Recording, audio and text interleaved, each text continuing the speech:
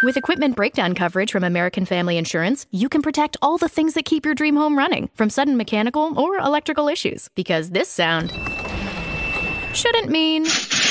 Contact your local agent or visit amfam.com to learn more. American Family Insurance. Insure carefully. Dream fearlessly. Refer to policy for equipment breakdown covered losses, deductible limitations, and exclusions. American Family Mutual Insurance Company, SI, and its operating company, 6000 American Parkway, Madison, Wisconsin. Products not available in every state. For the ones who know safety isn't a catchphrase, it's a culture. And the ones who help make sure everyone makes it home safe. For the safety-minded who watch everyone's backs, Grainger offers supplies and solutions for every industry, as well as safety assessments and training to keep your facilities safe and your people safer. Call, click Grainger.com, or just stop by. Grainger, for the ones who get it done. The following is a Hoop Ball presentation.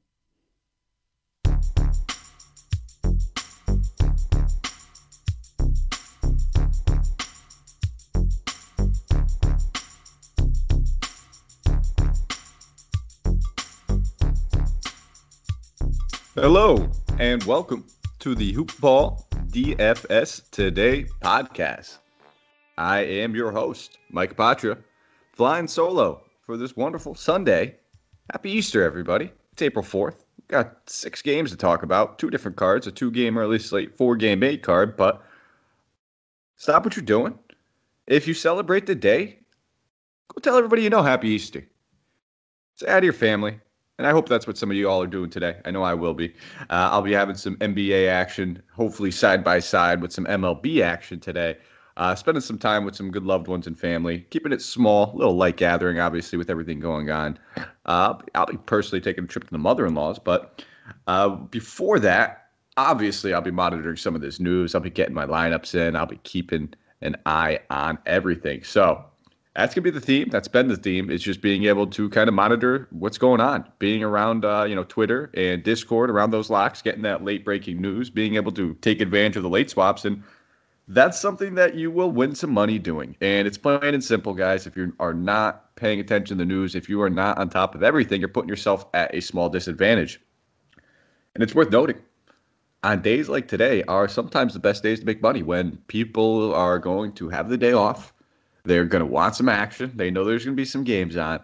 But like I said, they might be spending some time with the family. They might not be able to sit in front of their computer and monitor. Some other people might be, maybe late scratches happen. They can't get them out of their lineup. They can't make the swaps. That's something that we can all take advantage of. And now that we're talking about cross sports, multiple sports going on at once, some of the pros that play multi-sports aren't going to have as much time to, invest in every solo sport. So now that baseball's going on, they're going to have to split up their time into both of them. So there's some advantages we could take advantage of over here as NBA DFS players. And if you're listening to this show, odds are you already know that. You're looking to get in and take advantage of those. But before we jump into anything, just a quick shout out to our presenting sponsors over at MyBookie. If you guys haven't checked them out, head over to mybookie.ag. They are the #1 sportsbook out there, the only sportsbook I give my stamp of approval with.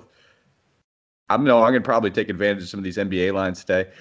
You'll see Dan Bespis out there. They have these ads promotion contests, guys. They just pump free money into your account with these odds boosts. If you didn't take advantage of it over the weekend, they'll have another one coming. But if you're not signed up, you're not going to be able to take advantage of it. So head over there to MyBookie. Use the promo code HoopBall, HOOPBALL, on your initial deposit. They will match it 50% up to $1,000. So you put in $1,000, they'll give you $500 to play with for free, guys. It's free money. And if you don't want to bet sports, they have a fully fledged casino platform you could check out. So table games, slots, you name it, they have it all at MyBookie. All right. Nice little 2-game early card to get us started. 2 p.m. Eastern Standard Time game. Brooklyn Nets traveling to Chicago. They're taking on the Bulls. 231.5 game total. Brooklyn being favored by only 1 point in this one. For the Nets, Spencer Dinwiddie, Kevin Durant, and James Harden all ruled out. The Nets are on a front end of a back-to-back, so they'll be playing again tomorrow on Monday. Chicago, Zach Levine, Kobe White, both probable, while Garrett Temple is ruled out. So out of the early slate, this is obviously going to be a little bit more of an enticing game. We talked about only 2 games. This one has a 1-point spread. The other game on the slate has an 11-point spread. So as you can imagine, this will be the chalk. This will be the game that most people gravitate towards, and rightfully so. I'm expecting just an absolute barn burner. Neither team plays great defense. A lot of these guys, well, Brooklyn at least is missing a lot of their heavy hitters. So we pretty much know where to go with the Brooklyn Nets side of the ball, and Kyrie Irving's pretty much going to be a must play. I don't see a world where you do not have shares of Kyrie Irving with no James Harden, no Kevin Durant, still no Spencer Dinwiddie. He's just going to have to take 24 shot attempts minimum, I would expect. We know that the Bulls are pretty vulnerable in their backcourt, pretty vulnerable all around. So I have no issues. I mean, you could sit here and say you want to fade him. I get it if that's the ownership player you're moving, but I don't think this is the slate to even get an edge on fading Kyrie. I just don't see it. There's just not many other options. We don't have Davis. We don't have LeBron. If you wanted to spend up on some of those LA guys or just load up on the Bulls, sure. But you could probably still do some of that even with Kyrie in your lineup. So sign me up for some Kyrie Irving. We saw LaMarcus Aldridge come out, started center, and he played significant minutes, played 30 minutes in his Nets debut. So he looks good. At 5,300, I will have shares of LaMarcus Aldridge. Both these guys will be chalk. I don't care. I'm going to play both of them, and I'm going to eat that chalk. Blake Griffin at 4,700, I'll take a firm pass on. He's not the same bill of health as LaMarcus Aldridge is what it seems.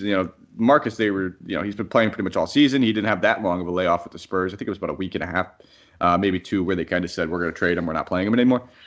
So he was able to kind of get right back in there. Hasn't really been dealing with as much injury-wise as Blake. I expect Blake to slowly kind of get ramped up. And even then, not a guy that we ever really expect to see 30-plus minutes on this Brooklyn team, especially with the news of Kevin Durant kind of getting healthy around the corner. So, but Aldridge in this matchup, going against the Chicago team, 5,300, smack dab play. Now, if you want to look at some of these other guys, Bruce Brown, I don't have a problem with. Bruce Brown is a guy that we've seen it be able to just kind of pour up stats in many different ways, whether it's his rebounding, his steals. He's a super efficient guy. At 5,100, there's not a lot of meat left on the bone. We'll talk about some other guys on this slate around that price tag that I might have a little bit more interest in. But let's just be real, guys. With everybody out, shot attempts are going to be galore. They're going to be going anywhere. You can pretty much target anybody on this Nets team.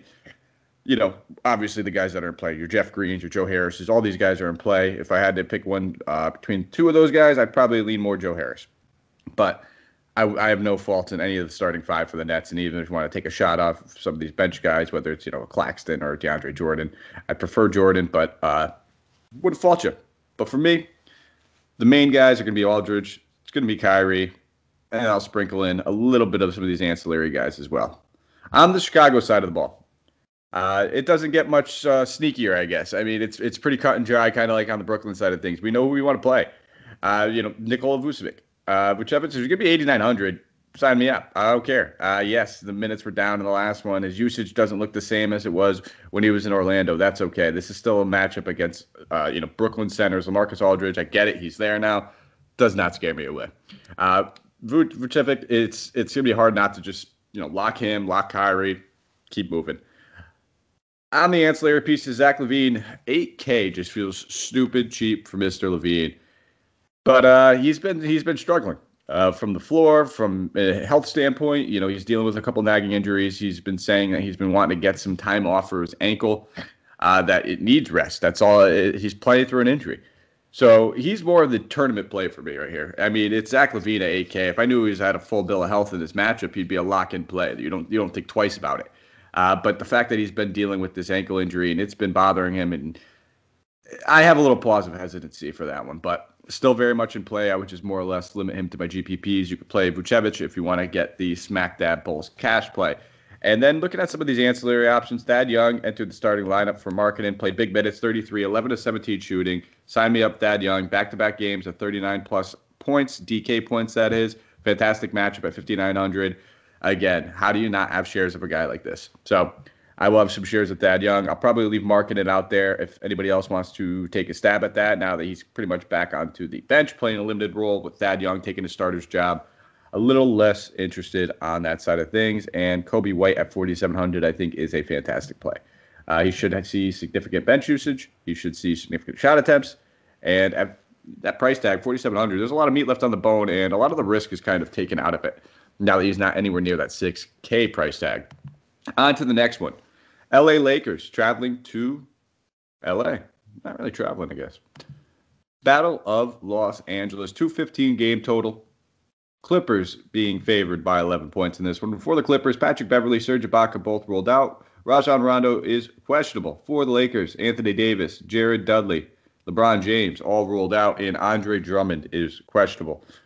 Right toe contusion. As you know, only played 14 minutes in his debut and got his toe stomped on by Brook Lopez, and he said after the game his toenail was completely gone, his big toenail. I don't know if that's ever happened to anybody. That is extremely painful. I can't imagine somebody going and playing a full game of basketball with no toenail. That just, it gives me that cringe feeling even thinking about it. So we'll have to monitor that news on Drummond. Obviously a guy that we want some shares of, especially at 6,600 if he's playing, regardless of the spread or game total. We know what this guy can do in only 25 to 30 minutes. Like he could just 20 and 20 at that price tag.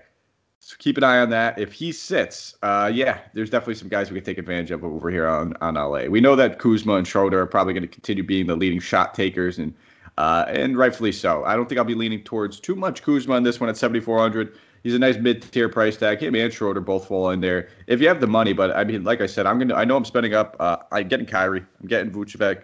Probably have some Aldridge. If I have room for one of these guys over here, I wouldn't mind it. And if I had to pick between Kuzma and Schroeder, which guy I'd rather have, I'd probably lead Schroeder. Push come to shove, 7,100 just gives us that consistent floor and ceiling. And a little bit, not worried about Kuzma in this matchup. He's been playing great ball over the past week. So, but it's definitely a little bit tougher, I would say, for Kuz as opposed to Schroeder. Outside of those two guys, Montrezl Harrell, a little bit of a revenge narrative. Sure, why not? Don't mind it. No Andre Drummond would make me feel a lot more comfortable in him. And if Andre Drummond plays, I'd probably say it's a fade. But at 6,400, he's definitely an option. Not my favorite, but he's there. I'll keep him in my player pool. And then I think Markieff Morris at 5,200, he's just going to keep smacking in value. As long as these guys are out, he's been putting up consistent 25-plus DK point games. That's hitting value for us. Not a ton of value, but it's still something. On two-game slate, I talked about a guy around that 5K range.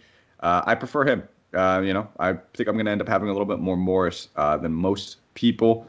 And then Taylor Horton-Tucker kind of getting the role tossed around here and there. It's been a little bit down. Took 6 of 12 from the field on shot attempts in that last one. There we go. I got it out in that Sacramento game. I'm not expecting a repeat performance of this. The shot attempts have been up and down and a little wonky, so I'll leave Taylor Horton-Tucker out there for other people. If anything, I think I would rather go with Kentavious Caldwell-Pope at 4,100, who has a consistent role, played 36 minutes in that last one. I don't expect him to go 13 and 10 again. But if he can return 20 points for us, we'd be happy with that, 20 DK points. Next game, on the Clippers side. Paul George already came out in the news. He's still dealing with that right toe bone edema. So, again, much like Zach Levine, kind of playing through a little bit of an injury. At 8,300, push comes to shove, which one of those guys would I rather have? I think it would be Zach Levine over Paul George. I don't think I'll have any Kawhi Leonard, just a little bit worried about this game. I don't think they're going to need to get the most out of Kawhi Leonard in this one. I'll be looking at the ancillary pieces to these guys in that 5K range. Looking at Zubats, 5,500. I think he's a great option at center. Again, no Serge Ibaka. The rumblings that they're going to sign DeMarcus Cousins are out there, but he's not on the team yet. So until he's there, 5,500, sign me up. He'll probably be my favorite center on this early slate. And I don't mind taking some stabs at guys like Terrence Mann, Reggie Jackson, and maybe even a little Marcus Morris and Nick Batum. All these guys in that 5K range, they're in play. Do any of them stand out and pop out off the page better than the other ones? I would say Zubats being the lead of the 5K guys for me. And then Reggie Jackson's been playing some really solid ball, and he's been taking the most out of the usage. I'll pass on him. With all that being said, I think I'd much rather just play Terrence Mann. If this game gets out of hand, I expect Mann to continue playing and probably play a little bit more than these guys. But again, we'll have to monitor this news on Rondo. He is questionable. I think he's expected to make his debut, and if he does at 3,500, why not? Throw him in there for a value play. 20 minutes, we know what Rondo can do. It's not a playoff game, though, so don't expect a whole lot. And that is it for the early slate. So we will shift gears. As gears get shifted, we move over to the main slate. We have 4 games to talk about. They start at 7 p.m. Eastern Standard Time. And the first one is the Memphis Grizzlies traveling to Philadelphia, taking on the Sixers. 224.5 game total. Philly being favored by 1.5 points in this one. As the injury report, or for the injury report, I don't know if I say as, Jaren Jackson Jr., Justice Winslow, both of them rolled out. Philly did not submit theirs. They are on the second half of a back-to-back. We saw Joel Embiid come back from his injury last night. He played, so there's a decent chance, we're going to have to monitor this, there's a decent chance that Joel sits, with it being the second half of a back-to-back, and I think that's why we got a little bit of a closer spread, so something worth monitoring. that we will have to keep an eye on. But we'll start off with this Grizzlies team. Jonas Valentine at 7,800. This dude has just been pouring on and pouring on and pouring on.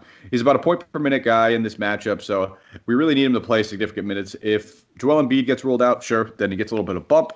But outside of that, I think I'm paying too much of a premium. So 7,800, I think I'll take a pass. I wouldn't mind it if you did want to play it, especially if Embiid's out. I just do not see myself personally going there. And to be honest, I don't love a whole lot over here on this Memphis team in general. John Morant, I think, is always in play. It's not going to be an easy matchup, but he should be able to get it done over here. 7,600.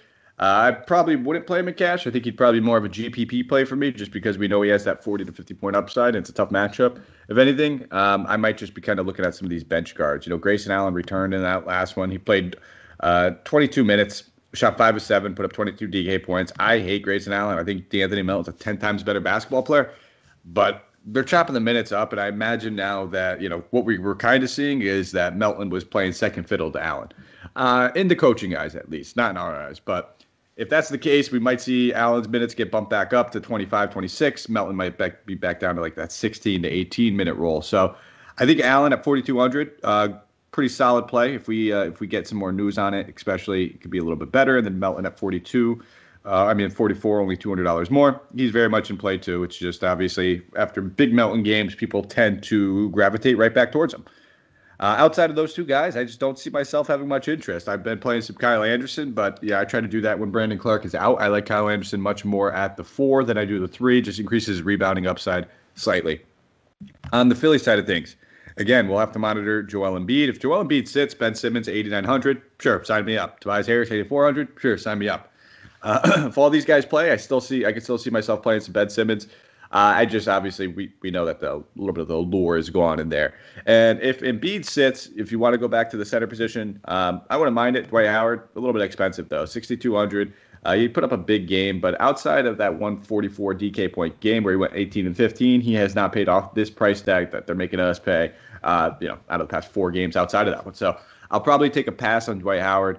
If anything, no Dwight Howard for me. We'll take a pass on that. We just talked about other centers, or we'll get to other centers, that we like much more.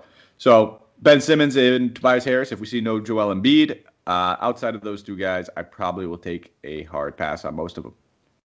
Is QuickBooks slowing your business down? Do you have challenges managing inventory, project profitability, or just getting paid fast enough? Get your business to a better place and graduate to NetSuite today.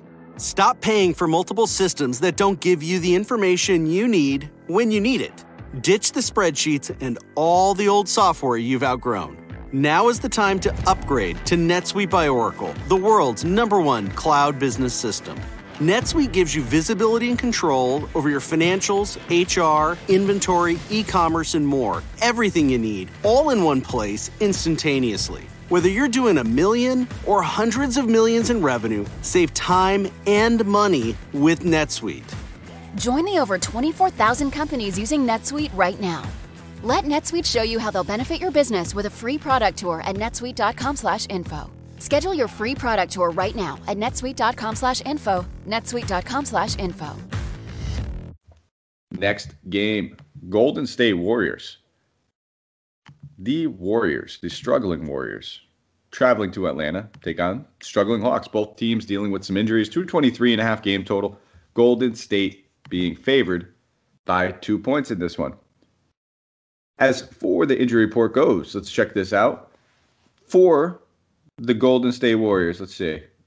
You can tell I'm stalling right here with my eyesight, just massively struggling. We'll start with the Hawks. John Collins, Chris Dunn, DeAndre Hunter, Cam Reddish, all ruled out. Danilo Gallinari and Trae Young are questionable. For Golden State, Draymond Green is questionable. Eric Paschall, Klay Thompson rolled out. Looks like Steph Curry will be playing in this one. So Steph Curry coming in at 9,800. I don't know how you don't like him. He is probably my premium option, my top tier option of anybody on this slate that I want to pay for it. So 9,800, we talk about this matchup on a night-to-night basis. It's actually better with Trae Young in there, but regardless of who's starting for this Hawks team, there's no doubt about that Curry's going to get his. The Warriors just got, absolutely throttled. I would expect for a decent bounce back game here from him, especially if Draymond's able to play. We know that when Steph and Draymond are both playing on the court together, it actually increases both their value. So I would like both these guys. I like Steph no matter what, but I would prefer Draymond if Steph, obviously Steph's playing. I guess I prefer Draymond if Draymond plays. He's the one that's questionable. Yeah, I guess that goes without saying. But if Draymond does play in this one, I got bit by that late scratch, by the way, in that last one. I think I had about he was in my cash and my single entries. I think I had him had about a 309 point lineup with taking a 0. So that hurts. That hurts, needless to say. So I don't think we could trust him necessarily, but he's definitely in play. No Jordan Poole with Curry back. Wiseman at 5,100. I don't want to do that in this matchup necessarily, going against Clint Capella, so I will take a pass on that. And then I think Wiggins at 80K is just a little too expensive for me. On the Hawks side of the ball, though, we definitely have some things we need to monitor, and this is kind of just all over the place. If Trae Young sits, if Danilo Gallinari sits, we could go back to the well on Bogdanovich. We could go back to the well on Capella. We could go back to the well on Lou Williams. I think both these guys would all be excellent plays. Obviously, we don't want to pay $8,800 for Capella, but he should be able to eat in this one. If it stays close, there's no one that could really stop him. And, I'm not expecting him to be a ton on offense. But with no John Collins still, and if there's no Danilo Gallinari, this dude should have 20-plus rebounds. It's just everything is going to be there for him to grab. There's no doubt about it. So I love all three of these guys. Kevin Huerter is a guy that I took advantage of in that last one. I would go right back to the well with, I think, at 5K. One of my favorite plays on the slate if these guys are ruled out. They'll need his usage. They'll need his ball handling, too, and that's the thing. There's no more Rondo here, and they don't necessarily have that backup point guard that they feel comfortable in. Yeah, they can play Goodwin if they want. They don't have Reddish. They don't have Hunter.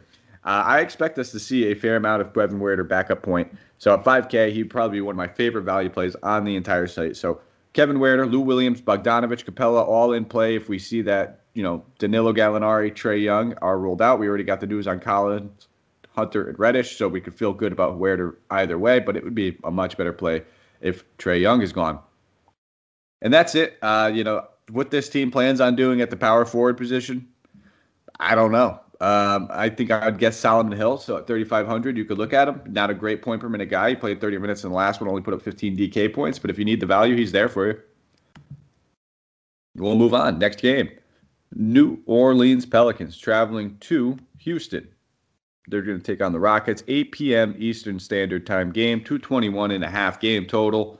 The Pels being favored by 4.5 points in this one. A lot of news we have to keep an eye out for, though. Dante Exum, Eric Gordon, David Nwaba, John Wall, all ruled out. For the Pelicans, Lonzo Ball and Brandon Ingram are questionable. Kira Lewis Jr., he's doubtful. Right calf strain. Josh Hart is out. He's been dealing with that right thumb sprain, torn UCL. And then Zion is questionable as well. So kind of hard to say what we're going to do here without knowing some of this news, but we should have most of it, I'm guessing, as the slate gets pretty close to locking. Big guys, Lonzo, Brandon Ingram, Zion. Yes, if any of these guys play, they're in a fantastic spot, and you can play any single one of them. I have some worries about all three of them. If let's just go with this here. If Zion sits and Ingram sits, there's going to be James Johnson at power forward, 4,300, pretty much becomes a near lock. We could go right back to the well in that one. Jackson Hayes most likely won't draw the start in this one. Steven Adams expected to be back in this one, so keep an eye on that. Probably no Jackson Hayes for us. Steven Adams, probably not a guy I'm looking at too much at 5,300. Bledsoe at 63.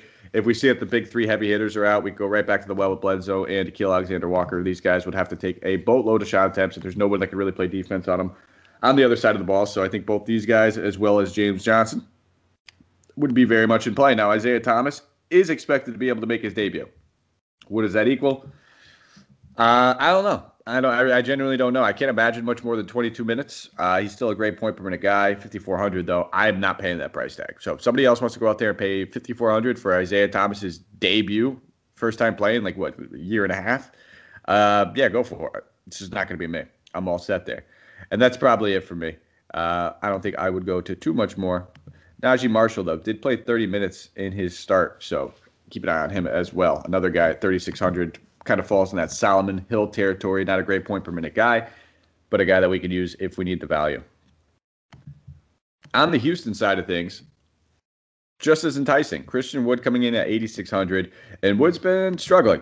You could tell. He just doesn't seem like he's into it. I know, and that sounds wrong to say. I'm sure he is. But, he knows where he is in the situation. He knows that there's nobody playing for this team. He knows that everybody's pretty much on their last, breath or pulse right now. But no John Wall, so I don't think I'm going to go to too much Christian Wood. I just don't trust him too much. I think he's a GPP only play. If you wanted to play him in cash, it's a little risky just knowing that he hasn't really paid off that $8,600 price tag in quite some time. But I will go back to the well on Kevin Porter Jr., $6,900. I don't care about this price tag. It's Kevin Porter Jr. playing point guard. We just talked about, that circumstance, I think, a few nights ago. It wasn't the same thing when we see him playing next to John Wall. These gaudy G League stats, these first few games that he had when he first came onto the team and really blew up, were with John Wall out. He's a natural point guard, he says. They want him to play point guard. So the fact that he's going to be doing that at 6,900 in this matchup, sign me up. I am good to go with some Kevin Porter Jr. Outside of him, I don't mind taking a couple stabs at guys like, Sterling Brown, who's going to have a limited role. Tate, 6,200. I just don't want to pay that price tag. It's like these guys feel like they're getting a little bit priced out from where they were, from all the premium value, I guess, that we were getting for a long, long time, especially guys like Kevin Martin Jr. 3,800. It's a fair price tag, but the minutes are gone now. So it's a lot of the allure and the luster is gone out of these Houston Rocket guys. So I'll probably just keep my my eyes focused on Kevin Porter Jr. And then, maybe even in a tournament, I could see taking a stab at a guy like Kelly Olynyk, but 5,500 feels a little too expensive for me as well. All right. Last game of the night, Orlando Magic traveling to Denver. They're going to be taking on the Nuggets in this one. 216.5 game total, a whopping 14.5 point spread being favored to Denver Nuggets. So, again, some of these games are expected to get a little wonky. For the Nuggets, Monte Morris is questionable, the only person being listed on the injury report, while the Magic have nobody listed. It's because they're on the second half of a back-to-back.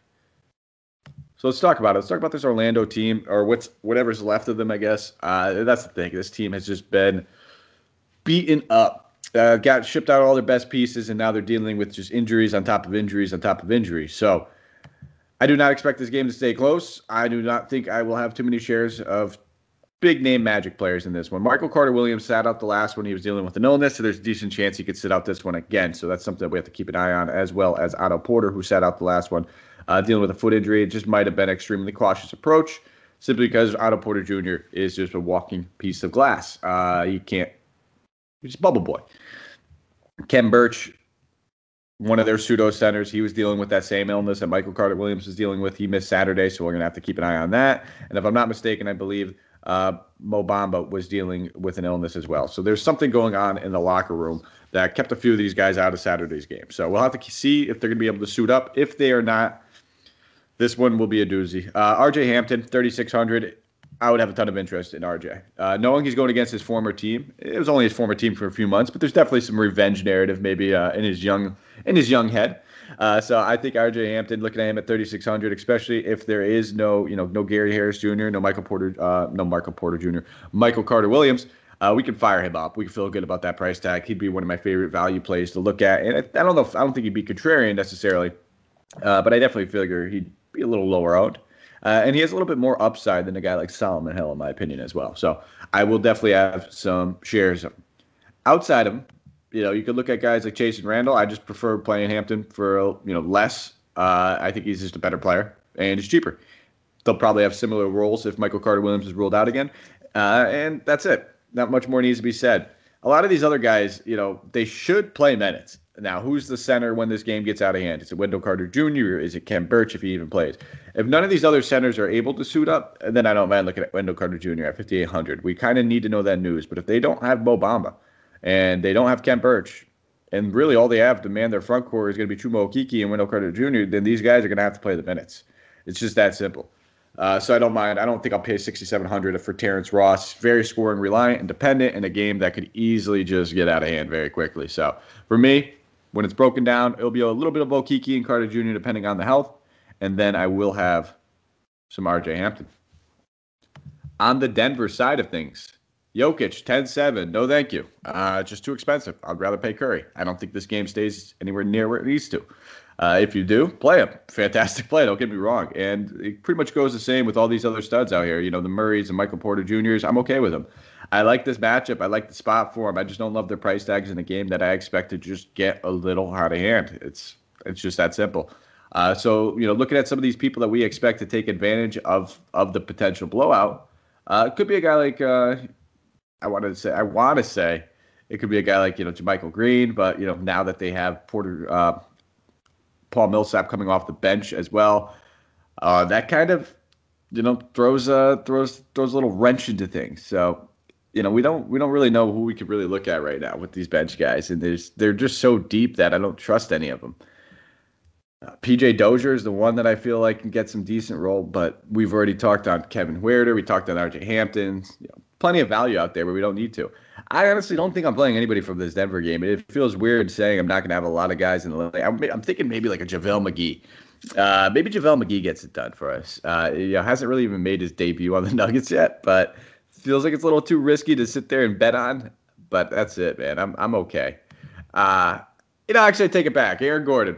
What am I talking about? Revenge narrative. That's the one guy I can have some shares of. 6,400 going against his former team. You probably just want to pour it on a little bit. I imagine. And I imagine his Nuggets teammates might just defer a little bit more just to get him some action. So there you go. Aaron Gordon.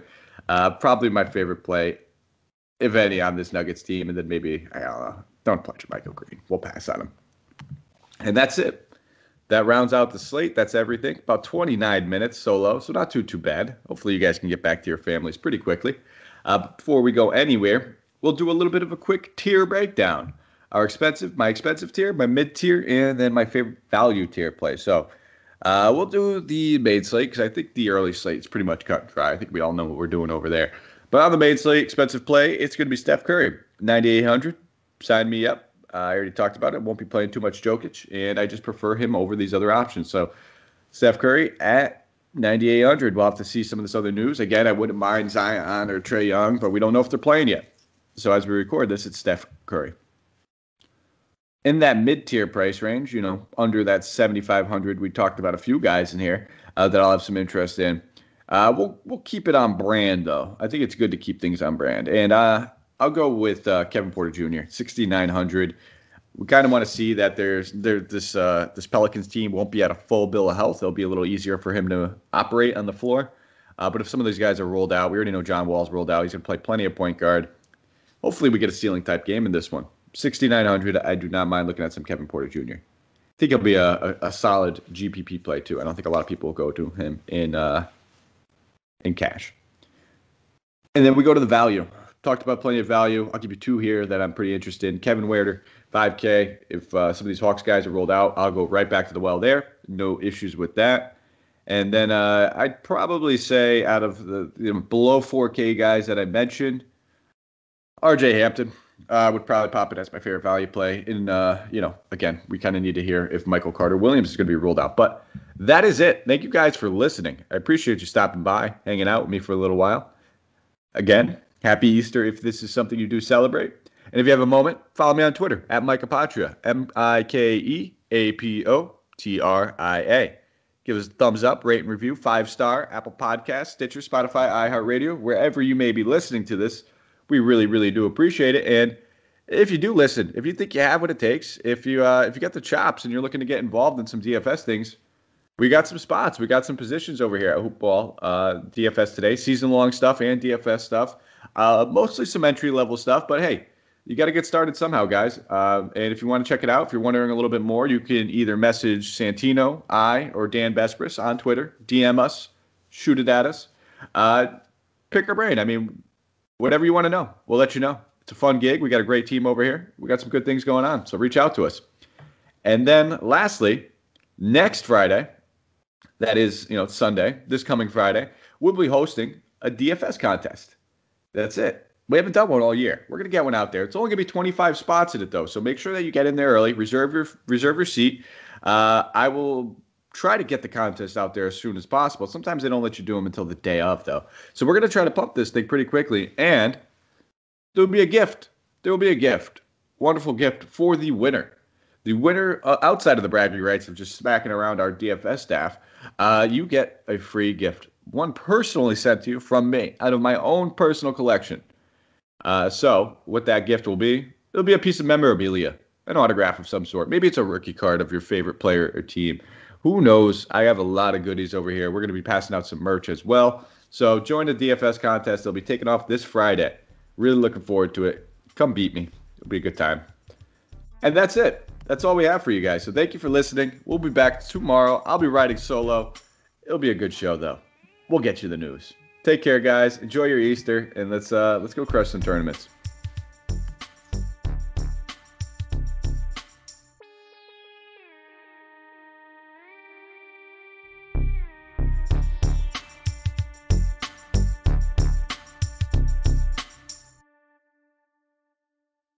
This has been a Hoop Ball presentation.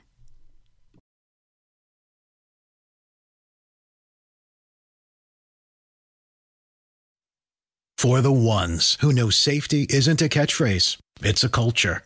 And the ones who help make sure everyone makes it home safe.